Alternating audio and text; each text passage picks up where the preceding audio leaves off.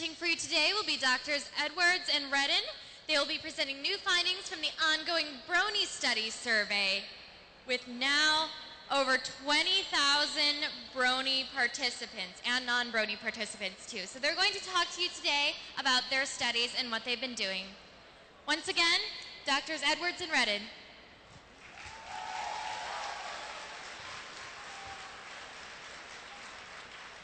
Thank you all. Let me just mention, I have a person in the back that's running the slides, so I'm going to have to do a certain amount of hand signals to advance the slides. I'd also like to say this is the first time that I've been in front of a crowd this big doing a lecture or giving a talk that I haven't said there will be a quiz following this. So it's, or that Dr. Redden would say there will be a fee charged for it. So. Well, again, this is the Brony Study, and I'm assuming because we've had a lot of people come up and talk to us that a number of you in here have taken part in the survey already. Thank you, thank you, thank you. We will also be posting our third survey within the next couple weeks, and we'll mention a little bit about that at the end. So I hope you'll consider going on and helping us continue with the research project. Now, we have a lot of data, and I'm going to move fairly quickly because I want to give you a fairly good sense of some of the things that we're finding, and then we'll spend a little time dwelling on the conclusions, what it means for you as Bronies, what it means for other people understanding the Bronies, and that. Okay. Will? All right, my name, again, is Dr. Pat Edwards. I'm a PhD clinician trained as a therapist. I'm a college professor, and I also do research. This is my, my pony here, or my pony persona, Dr. Psychology.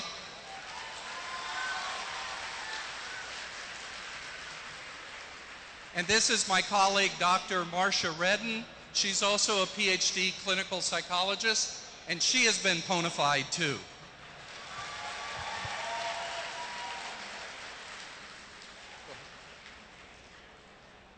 All right, just real quick, a little bit of a review of the study. The first survey, we had about 3,500 Bronies and 850 non-Bronies. You're going to see a theme here. It's a lot easier for us to get Bronies than it is non-Bronies. It's hard to find non-Bronies to help. What we did is we defined the Brony fan behaviors, and we also looked at the initial types of Bronies, and there were 4 types that we discerned from our original data. Go ahead, Will. Oh, here we have Derpy acting as an assistant.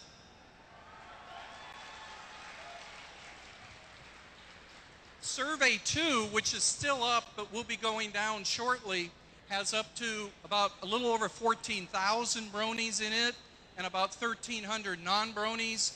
We define differences between Bronies and non-Bronies. We'll be talking about that here today. And we've also looked at the functions of the fandom. A lot of people sort of say, well, why are people Bronies? This is part of what we're trying to answer.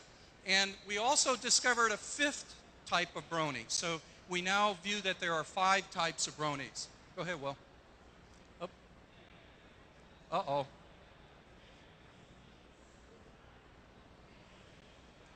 The bottom got cut off. That was supposed to be Derpy down there picking up the clipboard, but anyway. It's hard to get good research assistants. Go ahead, Will.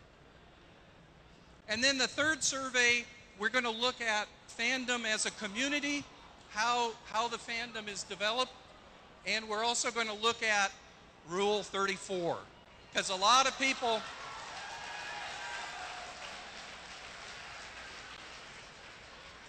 a lot of non-Bronies are very disturbed by it, and there's a lot of questions about the Brony community, to what degree it's part of the community, is it outside the community, and so those are some of the things that we'll be investigating with our third survey. Go ahead, Will. There are 2 things we're going to do in this presentation. The first is we're going to look at Bronies and non-Bronies. This answers some of those myths that you all have been fighting. you know, and trying to tell your family and your friends, no, that's not true. You're going to see our data says, no, it's not true. The second is we're going to look closely at the different types. I've always asked the question, where's the hidden bronies? Well, we're going to see the answer is there's not that many of them. And we're also going to look at how one size does not fit all. In this room, there probably are all 5 types, but probably 2 are the primary types of bronies that we have here. Go ahead, Will. All right, in this first comparison of the bronies versus non-bronies, there were, again, 14,000 bronies. For this comparison, we only use the males because a lot of the focus is on the maleness of the fandom, so we decided to narrow it down. So we're using only males age 17 to 40. We didn't throw away the other data, we still have it, but we're limiting, it makes it a little easier for us to do our statistics. Go ahead, Will. Because of the group size differences, we did something called yoking. We took every male non-brony and I yoked them to a male brony on age, education, and region of the world. Our bronies, about 25% are non-North American, primarily Europe, but also Australia and New Zealand. About 85% of the bronies are male. And education, most bronies are either in high school or college, or they already have a college degree in that. Go ahead, Will. The final comparison, we used basically 1,184 subjects. So that's our matched subjects. Go ahead. All significant differences were at the 0.01 level, which is actually set fairly high because we're doing so many comparisons and we wanted to make sure that the differences we talk about are true differences. Go ahead, Will. All right, first I want to talk real quickly about personality. And those of you who took the survey know we asked a lot of questions, a lot of information. Go ahead, Will. And there are, go ahead, Will, keep going. Okay, stop. There is a common way of assessing personality in psychology. We talk about the big 5 personality traits. These have been researched a lot. They are introversion, agreeableness, conscientiousness, neuroticism, and openness to experiences. What we found was that our bronies tended as a group to be more introverted, okay, but they were also more highly agreeable. We think the agreeableness is the kind of why can't we just get along? So compared to non-bronies, the bronies were somewhat more introverted and agreeable, but there were no differences on the other traits. Particularly notice neuroticism. Some people would say, well, bronies are kind of anxious and depressed and that. No. Neuroticism, there was no difference. Openness to experience, no difference. So bronies are a little more introverted, but they're higher in agreeableness, which I think is part of what we see in the fandom. Go ahead, Will. We also looked at how people approach regulating their emotions because there's been research saying these can determine with how much physical problems and anxiety people have. What we see is bronies are more likely to conceal their negative emotions, kind of keep them suppressed. This is partly probably because bronies, a lot of bronies try to hide the fact that they're even bronies. But there's no difference in their ability to adjust to emotions. So when they're having emotions, they do a pretty good job of dealing with them. And they're also particularly good at accepting and tolerating their emotions. And this is important because a lot of people, if they can't accept, they get upset about being upset. Whereas it would seem bronies do pretty well in dealing with their emotions. Humor, okay, there's a lot of research saying humor is important. We looked at several aspects of humor. Bronies make more use of positive humor, particularly as a way to deal with social issues. A brony will crack a joke to try and make everybody a little more comfortable. Also, the painfulness of humor. Bronies were less sensitive to negative humor, so if somebody makes a joke at a brony, they may not be bothered by it as much. And negative humor, bronies are less likely to use negative humor in bullying. So they're less likely to pick on other people and use humor in that negative way. And the net generation, this is an area of research now looking at younger people and identifying them as part of the generation that's been plugged in and used to the internet. Bronies score very high on accepting new technology. Bronies are quick to pick up new technology. Also, the ease of expressiveness. Bronies find it easier to express their emotions. This is probably also why you see so much creativity with the Bronies. They create something, they put it out there. Whereas non-Bronies tend to not do that as much. And also the Bronies have a sense of rights to information, to entitlement, to choices. So Bronies very connected into the internet. I think this is one of the things that older generations don't quite understand, and they have a hard time because, my cell phone, my son tells me it could be in a museum. It's so sort of behind the time. So older generations are not near as connected. All right, demographics, real quickly. Marital status. Bronies, as a group, are less married. Notice 7.2 versus 2.9%. So there's more of them are single. Dating, Bronies date less frequently. Although all of this, I think, may be related to the introversion. And Bronies are more likely to either live alone or with relatives, whereas non-Bronies are more likely to live with roommates. The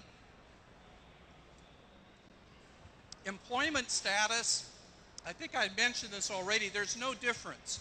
In other words, Bronies and non-Bronies, some are working full-time, some part-time, but there's no significant difference.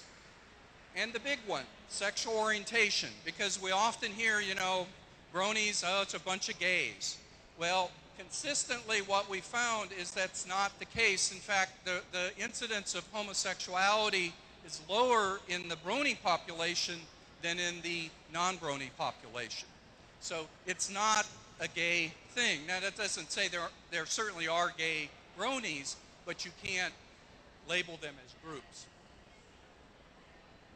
Okay, real quickly, a few dynamics with respect to the family, because we also ask Bronies, some people say, well, maybe Bronies come from families that are just really, really deviant and different.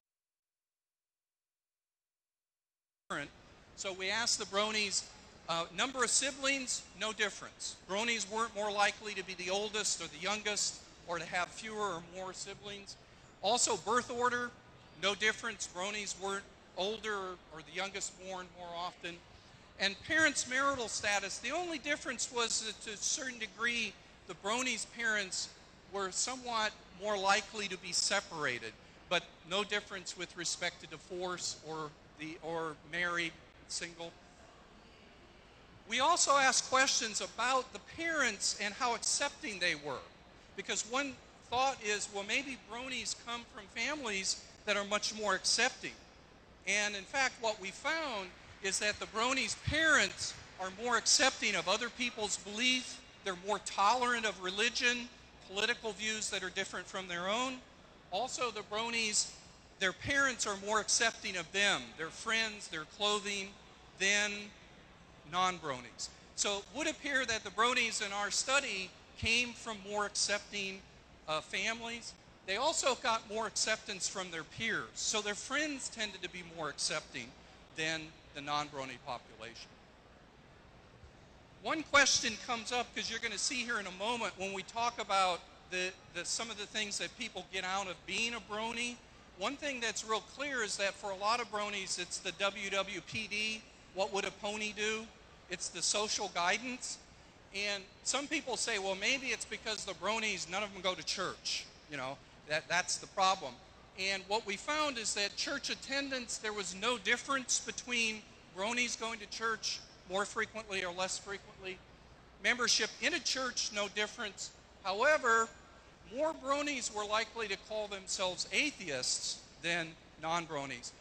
But I often tell people, we're talking about a group of individuals whose average age is 20 to 21, and you might find a lot of 20 to 21-year-olds who aren't necessarily following the standard kind of religious path.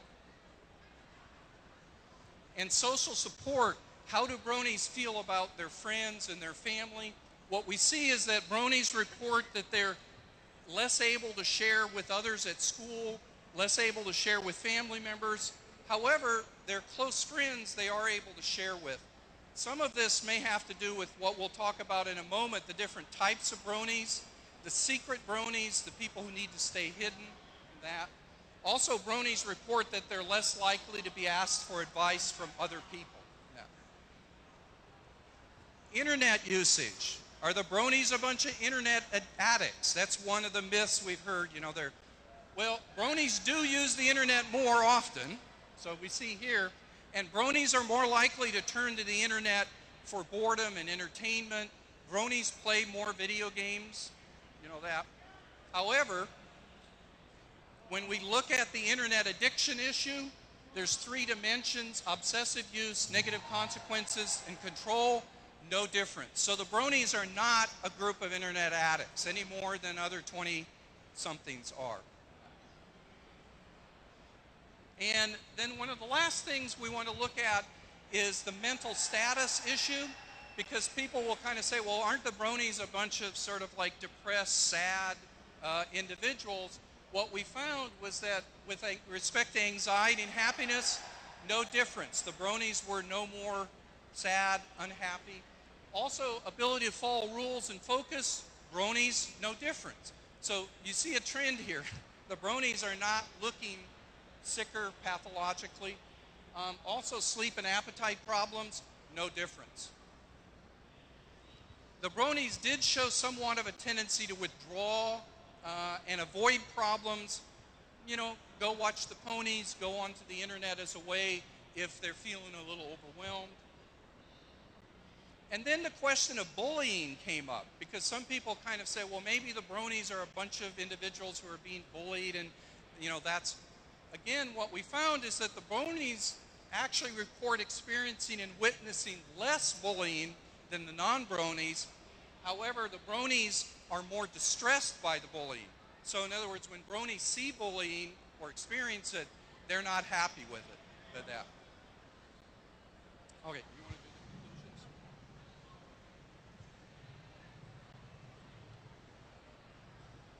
And so for the conclusions of what we found in this study is that bronies report more parental and peer group acceptance than non-bronies.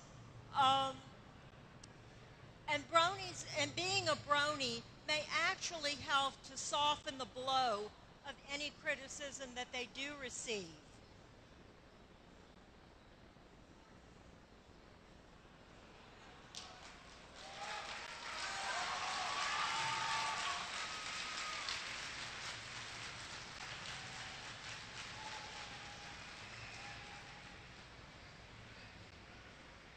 Okay, moving on.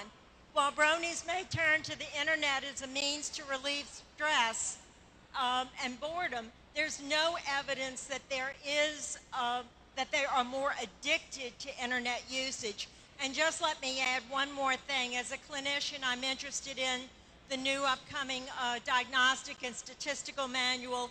Internet addiction will not be included. So as at this point, there's no such thing as internet addiction. Bronies display no higher levels of psychopathology. They're no more anxious, they're no more depressed, they don't have any more of the vegetative signs of depression such as sleeplessness or oversleeping, no appetite or can't get enough to eat. Those symptoms simply do not exist. Psychologically, the differences tend to be in introversion and acceptance. They don't tend to be in psychopathology. Bronies do not experience more frequent bullying. However, when they are distressed by seeing other people bullied. And I think that this speaks to the sensitivity issue that bronies experience. They also do not use bullying as or negative humor. Their humor tends to be more positive or more laughing at themselves than laughing at others. Bronies as a group are more introverted, which means that they really are happy in their own skin. As Dr. Edwards and I were talking about earlier, a brony would tend to arrive at a party early and leave early, whereas someone who is more extroverted would tend to arrive late and say, let's get this thing cranked up. They tend to be more happier in their own skin. They also tend to be more agreeable. And we were mentioning that that they will, you know, when they do face criticism or face ridicule from someone, or, you know, what you doing being a brony, that they're going to say, hey, love you anyway, man. Bronies as a group tend to represent the net generation. We hear a lot about the net geners. And bronies certainly are technologically very sophisticated. And I can guarantee you every one of you out there is more technically sophisticated than I am.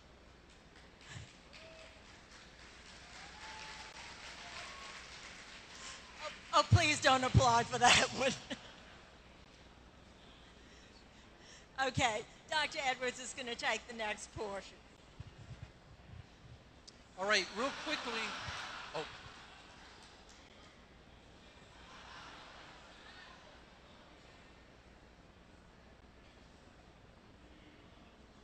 Okay, I see what happened. Yeah. Okay, why My Little Pony? One of the questions are that in fact, we just finished a long interview, and the question keeps coming up. Why My Little Pony? Why is it that this show has captured people's attention? Why is it that you all have become fans? There's a number of different what we call functions. Some of you might say, oh yeah, that fits me perfectly. Others might say, no, I don't think so. Every individual is going to be different. Every individual will have different functions. Go ahead, Will. One of the functions that appears to be involved is the humor and the visual attractiveness of the show. We think that this tends to play to the entertainment function. A lot of bronies will say, when I've had a really difficult day, nothing like watching 20, 25 minutes of the ponies, and I just feel so much better. So it's entertaining. It's also a way to escape and avoid if you've had a really stressful day, get away from it, take a break. Also, there's a strong moral message of love, tolerance, and true friendship, the WWPD. This is an aspect that Marcia and I were most sort of puzzled by and surprised by, because unlike almost any other fandom, for bronies, moral guidance, the messages that the ponies bring, are an important part of the fandom. You know, people watch football, but they don't look for life's answers in football. Or they don't look for answers about how I should treat my friends in football. But people do look to My Little Pony for that guidance function. My armor is kindness, my shield is tolerance, my sword is love. In their name, let friendship be magic. So there's a guidance aspect.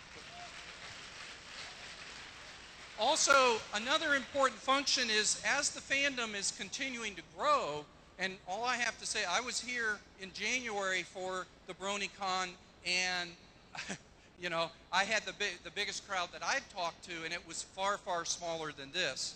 I mean, the size of the fandom is mushrooming, and part of it is the social function. You can get on any time on the internet, find a group of bronies to talk to, and you can also meet bronies in your locales.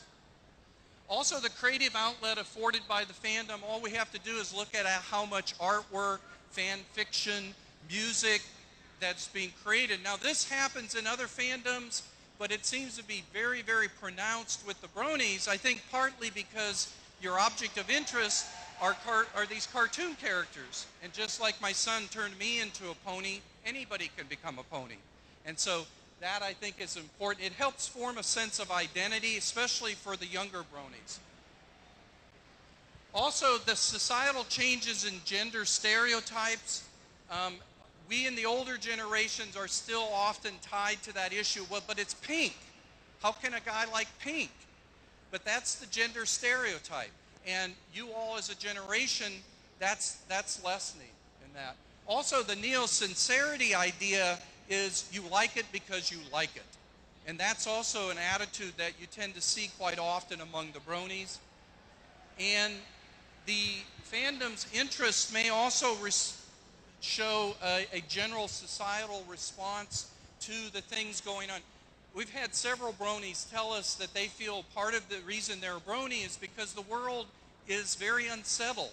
We've got terrorist attacks, we've got environmental disasters, and that the ponies and Equestria form a nice place you can go. It's predictable, it's pleasant, and that's part of what draws people to it.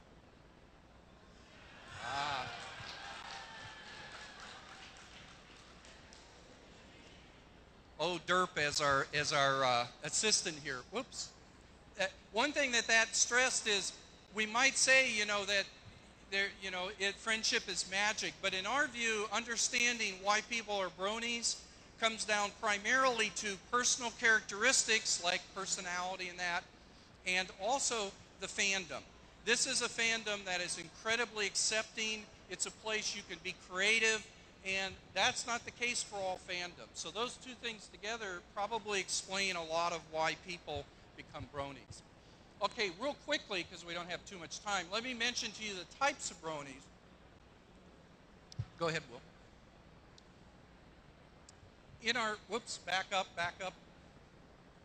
Okay, in our first survey, we went in and looked at all the data on the bronies' experiences, how you viewed My Little Pony, how you felt about it, and we basically found two factors.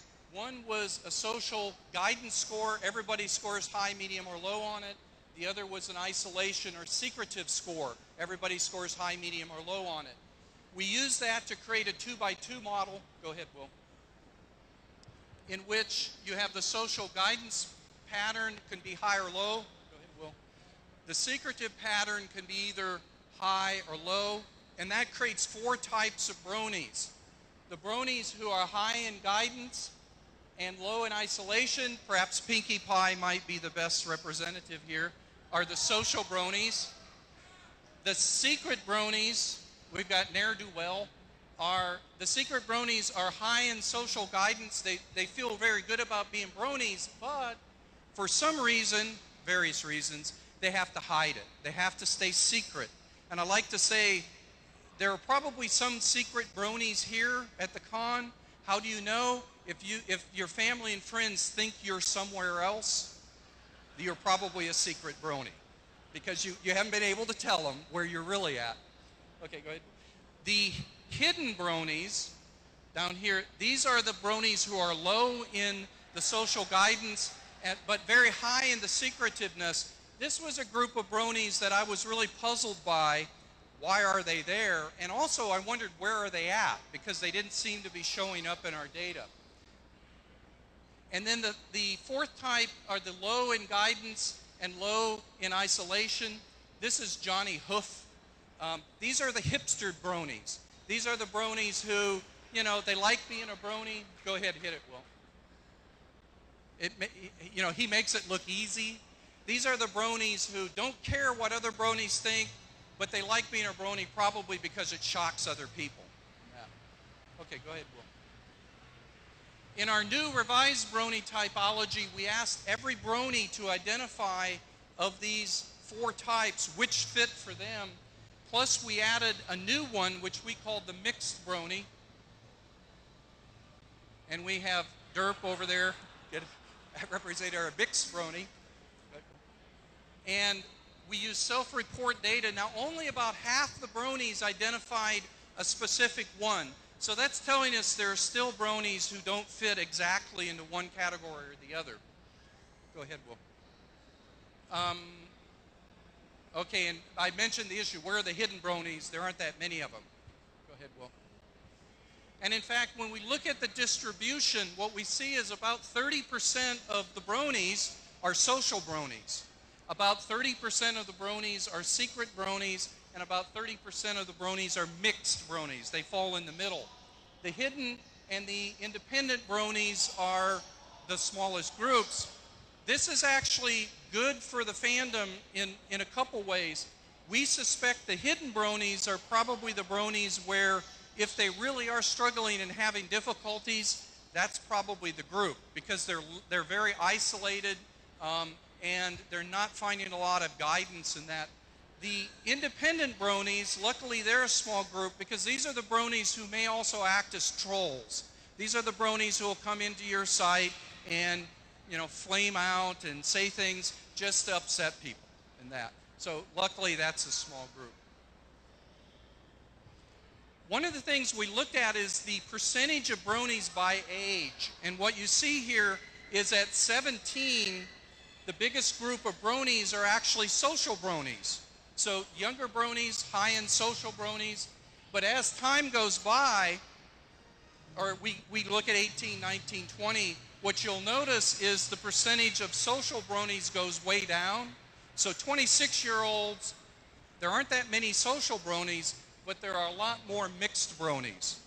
Now, I don't know if we have any Hasbro representatives here, but there's some good news embedded in this. Because guess who purchases the most and recruits the most new bronies? It's the social bronies, and the next group is the mixed bronies. So the social and the mixed bronies are out there recruiting people and buying the product. We suspect that in 4 years, these group of 17-year-olds are going to be 21, and they're still going to be social bronies. So as time goes by, we predict the number of social bronies will actually grow and become a bigger part of the population. Yeah. Okay, real quickly, what are some of the differences between these types of bronies? The social bronies are more extroverted, more agreeable. So in a way, they look a little bit more like the non-bronies because they're more extroverted. That's why I chose Pinkie Pie as the symbol. They're open to experiences, they adjust well to emotions, and they tolerate negative emotions. I'll be honest with you, the social bronies are a pretty healthy group of individuals in that.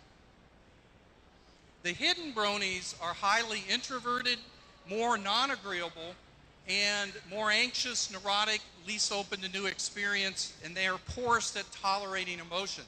This is why I said the hidden bronies are the ones that, as a clinician, I worry a little bit about. These are the ones that might, chances are there are none of them here though, because they're not going to be out in public like this. The secret bronies are more introverted but agreeable. They're anxious and neurotic, and they tend to conceal their emotions and struggle to adjust. They look like social bronies in their agreeableness, but their introversion keeps them hidden in that. And some of you know this because for various reasons you don't tell your friends, you don't tell your parents that you're a brony. It doesn't feel safe in that. The independent bronies were extroverted, at least likely to conceal their emotions, and most likely to use both positive and negative humor. So these are the ones who are trying to be humorous, but sometimes it might be in a negative way. And then the mixed bronies did not stand out as being high or low. The mixed bronies really fell in the middle of everything. You know, they really, truly don't stand out in real distinct ways. But that might be good because mixed bronies may be able to respond to situations in very flexible ways. You want to do this? Okay. Conclusions about the type of bronies. One of the main things is that one size does not fit all. There is much variation within brony communities as there is variation in the population as a whole. Knowing that someone is a brony is like knowing that there is a college student, or it doesn't tell you anything about their major, their GPA, or anything about their particular school. So being a brony is a very individual thing for all of you. The brony typology model appears to fit the fandom in general and is predictive of brony behavior. However, again, there's still a great deal of variation, and bronies do not all fit all the model. Personality traits and characteristics appear to play a significant role in where a person fits within the brony typology. Particularly the agreeableness relates to identity and guidance, and the introversion relates to a tendency to be isolated and secretive. The results would appear to predict that the fandom would continue to grow, and we expect the 17-year-old bronies will be bronies when they're 21, and the social bronies to continue to recruit members. Okay, we have another survey. We're going to take survey 2 down within the next few days, and within 2 weeks we're going to have survey number 3 up. We are not doing a general population survey with that one for comparison. We're studying bronies only. We would really appreciate it. Certainly some of you all have taken the survey. We would really appreciate it if you would stay in touch with bronystudy.com and would take the next survey for us, because this one's going to be important also. But we're going to look at the developing fandom community.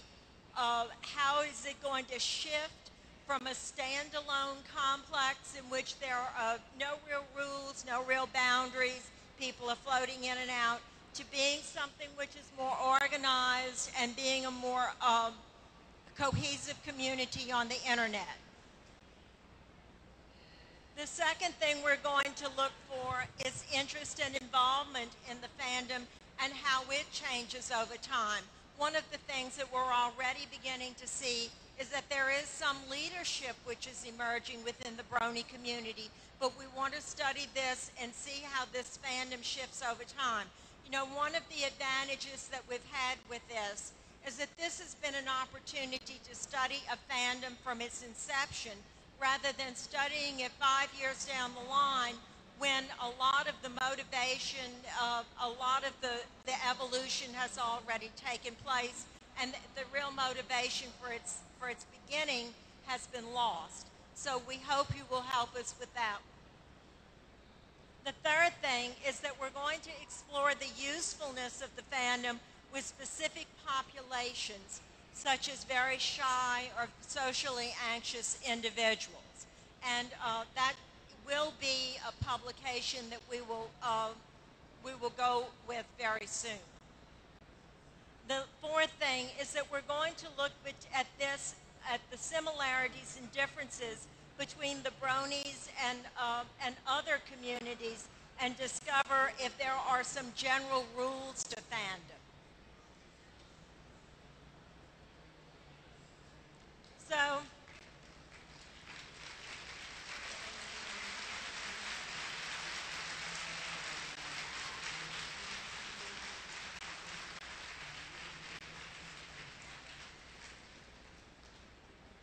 we want to thank you all for coming.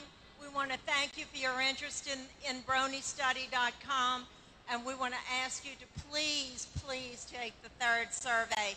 We need your help. Thank you. Also, let me just say one thing. I hope that you all realize and again, we want to really thank you because we couldn't do it without all of you. But I hope that you will use this.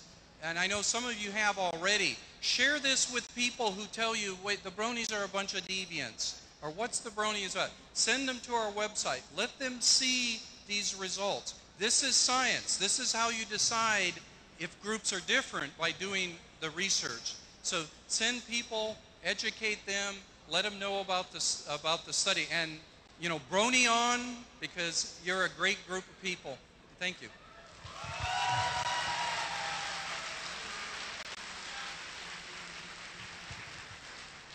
We've got about 5 minutes, and I've gotten a number of requests for interviews.